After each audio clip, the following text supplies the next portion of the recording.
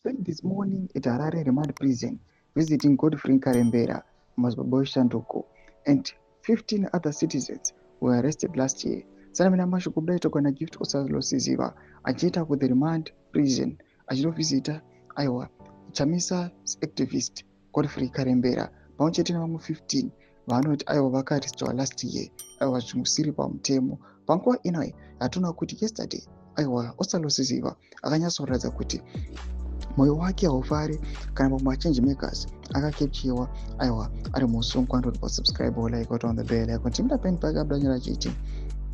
We have known Masbaba since our days in the MDC. He is a warm, cheerful comrade, deeply patriotic, and profoundly committed to this struggle. Whatever one's view, he is a genuine citizen seeking change in the only ways available to him.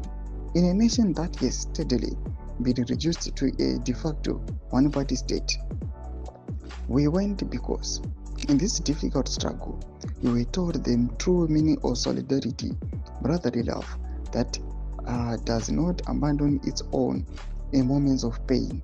The journey is not any easy one. It demands sobriety, compassion, courage, and conviction. Injustice against one is injustice against all.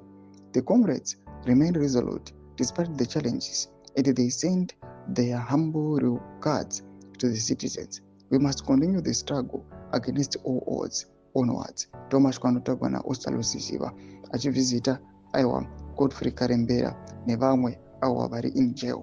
Mashoko anobuda panguva inoyi anoonekwa kunzi kuuya achivhizitira vamwe anenge vachinyatsovapa aiwa a sense of belonging yekunyatsoziva kuti vanosapota an opposition party mune vanhu aiwa vanhu vanovarangarirawo vanhu vane tsitsi.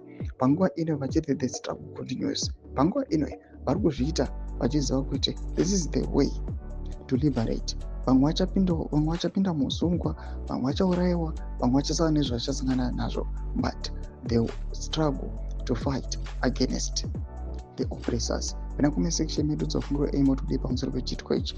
Someone subscribe or like chit on the bell icon.